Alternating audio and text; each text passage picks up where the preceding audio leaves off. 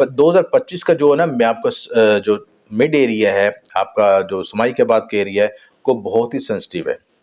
और ज़ोहल के जो पहले फर्स्ट 3 महीने हैं, वहाँ पे आपको पहले शुरू के 3 महीने 11वें घर का रिज़ल्ट देगा, उसके बाद 12वें घर का रिज़ल्ट आना शुरू होगा। अगर आप ज़ोहल की एनर्जी को समझ लें, 12वें घर का किस चीज़ से ताल्लुक होता है? इमिग्रेशन से, सफ़र से, बुरे तल्लुकात से, आपका अस्पताल से मामलात से, इन सारी चीज़ों को एड्रेस करेगा, एक्सपेंडिचर को ज़ाहिर करेगा, अखराजात में बढ़ सकता है, चीज़ों में कई चीज़ों में ब्लॉकेज आ सकती है, वेरिएशंस आ सकती है, दबाव आ सकता है, और बाज़ हालतों में साढ़-सती आपको बहुत फ़ायदा भी देती है। मैंने बहुत से लोगों को करोड़पति, अरबपति बनते देखा साढ़-सती के दौरान। सिर्फ़ बात ये है कि अगर आपके कर्म दुरुस्त हैं, आपके ज़ायचे में ज़ोहल की पोज़ीशन अच्छी है और कोई पेंडिंग कर्मा के नेगेटिव इफ़ेक्ट्स नहीं है, तो ज़ोहल आपको बहुत आगे लेके जाएगा। ख़ुसूसन जो लोग बैरून मुल्क सफ़र करते हैं, बैरून मुल्क से जो ट्रेडिंग करते हैं, उनके लिहाज़ से ये गोल्डन ईयर होगा। आज का टॉपिक हमारा बहुत इम्पोर्टेंट है और एरिस के लिहाज़ से 2025 कैसा रहेगा, इसकी सारी तफ़सीलात इसमें डिस्कस करेंगे। ये वीडियो इन शॉर्ट में आपको पूरा ख़ुलासा, पूरे साल का ख़ुलासा है और इसको आप 5-7 मिनट की वीडियो को पूरा समझ लेंगे, तो पूरे साल की प्लानिंग कर सकेंगे, इम्पोर्टेंट डेट्स को देख सकेंगे और उसके मुताबिक अपनी ज़िंदगी को बेहतर तरीके ढाल कर सकें। याद रहे, ये साल जो है एरिस के लिहाज़ से बहुत ही टर्निंग पॉइंट है। आपकी ज़िंदगी में बहुत सी शिफ्टिंग आने लगी है और इस साल आपकी साढ़-सती भी शुरू होने लगी है। ये मैंने आपको पहले सबसे इम्पोर्टेंट हाईलाइट की है।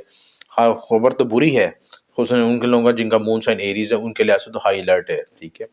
और जिनका एसेंडेंट वाइज़ भी इफ़ेक्ट आएगा, क्योंकि ज़ोहल जो है आपके 12वें घर आ रहा है। तो डरने की बात नहीं है, दरअसल बात ये होती है कि उसकी प्लानिंग अच्छी की जाए और बाज़ हालतों में साढ़-सती आपको बहुत फ़ायदा भी देती है। मैंने बहुत से लोगों को करोड़पति, अरबपति बनते देखा साढ़-सती के दौरान। सिर्फ़ बात ये है कि अगर आपके कर्म दुरुस्त हैं, आपके ज़ायचे में ज़ोहल की पोज़ीशन अच्छी है और कोई पेंडिंग कर्मा के नेगेटिव इफ़ेक्ट्स नहीं है, तो ज़ोहल आपको बहुत आगे लेके जाएगा। ख़ुसूसन जो लोग बैरून मुल्क सफ़र करते हैं, बैरून मुल्क से जो ट्रेडिंग करते हैं, उनके लिहाज़ से ये गोल्डन ईयर होगा। लेकिन बात ये है कि आप पैदाइशी ज़ायचे का एनालिसिस आपको पता होना चाहिए, आपकी दशा कौन-सी चल रही है, आपका जो है ट्रांज़िट में है क्या पोज़ीशन है, मौजूदा प्लैनेट्स की पोज़ीशन क्या है और पैदाइशी ज़ायचे में ज़ोहल की पोज़ीशन क्या है। तो ये सारे सवालों का जवाब जो है, आप अगर आपको पहले बेसिक अपना पैदाइशी ज़ायचा बनवाया हुआ है, तो उसमें आपको गाइडलाइन मिल जाएगी। इस वीडियो में हम 2025 के लिहाज़ से ट्रांज़िट को देखेंगे और इम्पोर्टेंट ट्रांज़िट की डिस्कशन करेंगे।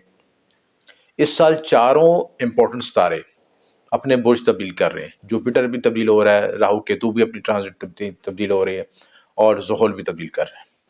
तो ये साल समझ लें कि इस दूसरा साल का जो डिजिट बन रहा है, वो भी 9 है। तो इंतहाई ट्रांसफॉर्मेशन का, इंतहाई तब्दीलियों का साल, हैजान-खेज़ी का साल है। आपको पता भी नहीं चलेगा कि कितनी स्पीड से आया और कितनी स्पीड से गुज़र गया।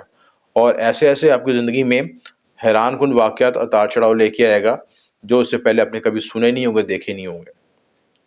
तो मैं आपको चीज़ें गाइड करूँगा, आपको बताऊँगा, रेमेडीज़ बताऊँगा, उसके मुताबिक अपने करेंगे तो ज़िंदगी में आप बहुत ग्रो भी कर सकते हैं। याद रहे, जो ज़िंदगी में टाइम स्पेस के कॉन्सेप्ट को समझ गया और ज़िंदगी की जो गाड़ी चल रही है उसकी स्पीड के साथ जिसने अपने आप को हम-आहंग कर लिया, वो ज़िंदगी में बहुत ग्रो करेगा और उसके लिए ये आइडियल ग्रोथ का टाइम है। आपके बुर्ज का अदद भी 9 है, आपको इसकी अदद की पावर भी मिलेगी, मार्स की एनर्जी भी मिलेगी। लेकिन सवाल ये है कि आप क्या उस गाड़ी को पिक कर सकते हैं या अपने सुस्त रवि से आप उसको क्या डिले कर देंगे, छोड़ देंगे, ये फैसला आपने खुद करना है। तो सबसे पहले ट्रांज़िट को हम डिस्कस करते हैं, इम्पोर्टेंट डेटों को बताने लगूँ 2025 के लिहाज़ से, एरीज़ के लिहाज़ से। जुपिटर शिफ्ट होगा जेमिनी में, ठीक है? कौन से घरों में आएगा उसको मैं डिस्कशन आपको करता हूँ कि क्या 14 मई को शिफ्ट होगा और 18 अक्टूबर को ये कैंसेरियन में आएगा। इसके साथ दोबारा फिर 5 दिसंबर को जो है ये जेमिनी में इसकी शिफ्टिंग बड़ी आपके कैरियर पे इफ़ेक्ट करेगी। उसके साथ राहु 29 मई को और के एक्वेरियस में आ जाएगा और केतु जो लियो में आ जाएगा 29 मई को। सैटर्न जो है पाइसेस में आ जाएगा 30 मार्च से। तो यहाँ से आपकी साढ़-सती का आगाज़ शुरू हो जाएगा, बड़ा टर्निंग पॉइंट होगा। यानी समाई के बाद पहली समाई तक जो आपने प्लानिंग करनी है ना लाइफ़ की, इम्पोर्टेंट डिसीजन मेकिंग करनी है, शादी करनी है या कारोबार में कुछ करना है, प्लानिंग सफ़र करना है, उसको पहले से प्लान कर लें। यानी जैसे ही समाई ख़त्म होगी, तो वो साढ़-सती के इफ़ेक्ट आने शुरू हो जाएंगे आपको। तो अगर इनके आपको इंडिकेटर्स अच्छे हैं, आपके ज़ायचे में सेलर की पोज़ीशन अच्छी है, तो फिर आपको बेनिफिट भी पहुँचेगा। डिपेंड करता है कि आप किस तरह अपने आप को मूव करते हैं। अहम जो ग्रहण है उसमें चांद ग्रहण 13-14 मार्च को आएगा, सूरज ग्रहण 29 मार्च को आएगा और उसके बाद फिर जो है चांद ग्रहण जो है 7-8 सितंबर को लगेगा और जो है उसके बाद सूरज ग्रहण जो है 21 सितंबर को लगेगा। तो ये डेटें नोट कर लें, इसके मुताबिक प्रिकॉशन कर लें और अपनी प्लानिंग कर लें साल के लिहाज से। तो ये चीज़ें हैं।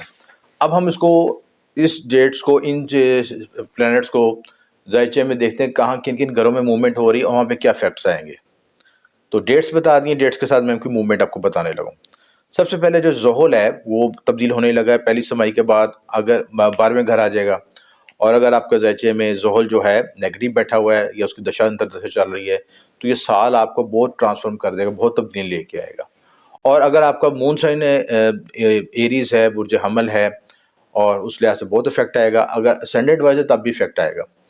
तो आपने पैदाइशी ज़ायचे में ज़ोहल की पोज़ीशन ज़रूर मॉनिटर करनी है। 12वें घर में गए पर 2025 का जो है ना मैं आपका जो मिड एरिया है, आपका जो समाई के बाद का एरिया है, वो बहुत ही सेंसिटिव है। और ज़ोहल के जो पहले फर्स्ट 3 महीने हैं वहाँ पे आपको पहले शुरू के 3 महीने 11वें घर का रिज़ल्ट देगा, उसके बाद 12वें घर का रिज़ल्ट आना शुरू होगा। अगर आप ज़ोहल की एनर्जी को समझ लें, 12वें घर का किस चीज़ से ताल्लुक़ होता है? इमिग्रेशन से, सफ़र से, बुरे तल्लुकात से, आपका अस्पताल से मामलात से, इन सारी चीज़ों को एड्रेस करेगा, एक्सपेंडिचर को ज़ाहिर करेगा, अखराजात में बढ़ सकता है, चीज़ों में कई चीज़ों में ब्लॉकेज आ सकती है, वेरिएशंस आ सकती है, दबाव आ सकता है, एंग्ज़ायटी फ़ील कर सकते हैं, बेडरूम लाइफ़ डिस्टर्ब हो सकती है। यहाँ से आपके तीसरी नज़र से आपके दूसरे घर को भी देखेगा, तो खाना माल डिस्टर्ब हो सकता है, फाइनेंस डिस्टर्ब हो सकते हैं, मेहनत ज़्यादा करेंगे, रिज़ल्ट कम मिलेगा, हार्ड वर्किंग ज़्यादा होगी और आप सोचेंगे पहले मैं इतनी मेहनत करता था तो मुझे बहुत उसका गेन मिलता था, अब मैं मेहनत कर रहा हूँ मुझे रिज़ल्ट नहीं मिल रहा। तो ये ज़ोहल की साढ़े के इफ़ेक्ट है। इस वक़्त आपने घबराना नहीं सिर्फ़, मुस्तकिल मिज़ाजी के साथ काम करना। आपने ये नहीं सोचना कि फ़ायदा कम हो रहा है, ज़्यादा हो रहा है। आपने अपने को मेंटेन करना, डिसिप्लिन में लेके आना है, तो ये साढ़े आपको कुछ नहीं कहेगी। हार्ड वर्किंग को आप अपना मेन टूल बना लें। जो काम आपको पहले किसी काम को करने से आपको मिसाल के तौर पर ₹10 मिलते थे। अब अगर आपको ₹5 में भी काम करना है तो आप करना पड़े तो आप पीछे ना हटें। कि उस क्लाइंट को ना जाने दें। उसको आप कहें जी ठीक मैं 5 में भी कर लूँगा मसला नहीं। इनकार नहीं करना। तो आप विन-विन कंडीशन में आ जाएँगे। जो ख़ुसूसी तौर पे जो उसके इम्कानात हैं उसके बाद मार्च के बाद शुरू हो जाएँगे और मार्च के बाद आप बैनुल-अक़वामी रवाबत को जो रखना चाहते हैं उनके साथ मुस्बत नताइज देंगे। बैनुल-अक़वामी का मतलब बाद में कैसे रिलेशन के लिए इसके आउटर वर्ल्ड के साथ कनेक्शन बनना चाहते हैं तो उससे आपको रिज़ल्ट मिलेगा। प्लस आपको जो जुपिटर का जो बेनिफिट पहुँचने लगा है, जुपिटर 2 तरह से शिफ्ट होगा। एक तो 14 मई को आपके 3rd हाउस में आएगा। अगर आप मीडिया कम्युनिकेशन से तल्लुक़ रखते हैं, आप छोटे सफ़र करते हैं उसमें आपको बेनिफिट होगा। प्लस आपके जो करीबी रिश्तेदारों के साथ, बहन-भाइयों के साथ रिलेशनशिप में अच्छा प्लानिंग और अच्छा सिस्टम बन सकता है, आपके साथ अच्छी कोऑर्डिनेशन बन सकती है। तो जुपिटर की एनर्जी को यूज़ करें। उसके साथ जुपिटर ये जो है 18 अक्टूबर को जो है आपको जुपिटर 4th हाउस में आ जाएगा। तो यहाँ पे ये इसको शरफ़ भी आता है और डायरेक्शन स्ट्रेंथ भी मिलती है। तो दोनों बेनिफिट्स आपको यहाँ पे होगा, क्या होगा कि आपको ज़मीन प्रॉपर्टी के लिहाज से गेन्स होगा, हासिलात हासिल होंगे और मेंटल पीस भी हासिल होगा। जो सेटल जैसे थोड़ा एंग्ज़ायटी फ़ील कर रहे थे, यहाँ पे जुपिटर के से ये जो महीना अक्टूबर का महीना बड़ा टर्निंग पॉइंट हो सकता है आपकी लाइफ़ में। तो उस वक़्त आप जो है, आप कोई गाड़ी, व्हीकल और ये चीज़ें खरीद सकते हैं, सारे मामलात कर सकते हैं, तो उसमें आपको ग्रोथ हो एक्सपेंशन हो सकती है चीज़ें। माली पहलू के लिहाज से मई के वक़्त तक मज़बूत रखेगा, इससे ज़ाहिर होता है कि आप कोई साल आम तौर पर अपने कारोबार में कोई स्विचिंग और कारोबार में तरक्की भी हासिल कर सकते हैं। दूसरे नस्ब में मुताअत रहें, यानी साल का दूसरा हिस्सा उसमें मुताअत रहें। तालिब इल्मों के लिए ये जो आपको एक्स्ट्रा वर्किंग करनी पड़ेगी, हार्ड वर्किंग करनी पड़ेगी। अगर आपने आपको थोड़ा-सा लूज़ किया, तो आप एक्स्ट्रा पीछे गोल्स को अचीव नहीं कर सकेंगे। यानी किसी के शोबे में भी हैं, आप बिज़नेस कर रहे हैं, कारोबार कर रहे हैं, आप जॉब कर रहे हैं, टीचिंग कर रहे हैं, कोई शोबा दुनिया का, ये महीना, ये साल आपको एक्स्ट्रा मेहनत करनी पड़ेगी, एक्स्ट्रा हार्ड वर्किंग करनी पड़ेगी और एक्स्ट्रा हार्ड वर्किंग से आप अपनी ज़िंदगी ग्रो कर सकें। राहु केतु की पोजीशन में तब्दील हो रही है। राहु आपके 11th हाउस में आ रहा है, ठीक है? और केतु जो है आपके 29 मई को, दोनों शिफ्ट होंगे 29-30 मई को 11वें और 5वें में इनकी जो एक्सिस बनेंगे। 5वें घर का किसी तल्लुक़ होता है औलाद, मोहब्बत, नाम के लिहाज से। ये चीज़ें आपको बहुत ग्रे एरिया हो जाएगा, आपको बहुत सेंसिटिव होना पड़ेगा। आपको बच्चों से मुतल्लिक़ मामलात, उनकी एजुकेशन से मुतल्लिक़ मामलात, हेल्थ के मामलात, बहुत कॉन्शियस होना पड़ेगा। प्लस आपका जो कोई स्टॉक एक्सचेंज या कोई रिस्की कामों में हाथ ला डालते हैं, उनमें मुतात हो जाएँ। उसके साथ जो है 11वें घर में होगा तो आपको सोशल रिलेशनशिप में कहीं नेटवर्किंग मिलेगी, नए आपको दोस्त मिल सकते हैं, नए हल्का अहबाब में आपको नेटवर्किंग में इज़ाफ़ा होगा, लोग से तल्लुकात में बेहतरी आएगी। तो ये सारे प्लस पॉइंट्स हैं आपको ये कि जहाँ पे कुछ ज़ोल के कुछ नेगेटिव एनर्जी आती है, तो वो चीज़ें पॉज़िटिव भी आती हैं, दोनों का मिल के ही ज़िंदगी कॉम्बिनेशन बनता है। तो मैंने आपको ज़ोल के साथ साथी का बताया तो आपको डराने का मकसद नहीं है, बल्कि साथ उसको कुछ पॉज़िटिव चीज़ें बताई हैं, पॉज़िटिव चीज़ों को आप यूज़ करें तो अपनी ज़िंदगी में अचीवमेंट हासिल कर सकते हैं। तो ये डेटें इंपॉर्टेंट डेटें नोट कर लें, उसके साथ मैंने आपको ग्रहण की डेटें बताई, उनको नोट कर लें, तो आप अपनी साल की बड़ी प्लानिंग कर सकते हैं। याद रहे इस साल आपने जो मेन की पॉइंट है, अपनी हेल्थ पे फ़ोकस करना है, एक्स्ट्रा हार्ड वर्किंग करनी है और ये नहीं सोचना कि मुझे कोई इसका फ़ौरी तौर पे रिज़ल्ट मिल रहा है, नहीं मिल रहा। आपने अपने स्किल्स को इम्प्रूव करना है, अपनी एबिलिटी को इम्प्रूव करना है, चाहे आप एजुकेशन में हैं, चाहे टेक्निकल फ़ील्ड में हैं, किसी भी शोबे में हैं। आपने हार्ड वर्किंग से अपने गोल्स को अचीव करते रहना है और जहाँ पे कामों में आपको सुस्ती महसूस हो, रुकावट महसूस हो, उसकी रेमेडीज़ कर लें और रेमेडीज़ के लिए उसमें आसान हल है कि सर्टेन रेमेडीज़ कर लें। उसकी तफ़सीलात के लिए दिए नंबर पे राब्ता भी कर सकते हैं। पर्सनल ज़ायचे के आपको कंसल्टेशन मिलके उसका पर्सनल आपको जो है जो आपके ज़ायचे के मुताबिक जो रेमेडीज़ निकलती हैं, आपको गाइड कर दी जाएँगी। तो ये चीज़ करें तो इंशाल्लाह बेहतरी होगी। शादी के हवाले से देखा जाए शादी के हवाले से साल देखा जाए तो ये भी बड़ा मुतात रहे गुज़र करता है। लव अफ़ेयर्स के लिहाज़ से, शादी के लिहाज़ से इन चीज़ों में कॉन्शियस रहना चाहिए कि गलत जगह पे फ़ैसला ना हो जाए, पूरा देखभाल के करें। बिज़नेस में इन्वेस्टमेंट कर लेंगे तब भी बहुत देखभाल के करें।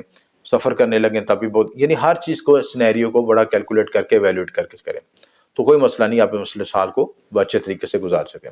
मज़ीद तफ़सीलात के लिए दिए नंबर पे राब्ता कर सकते हैं। आपका शुक्रिया हमेशा।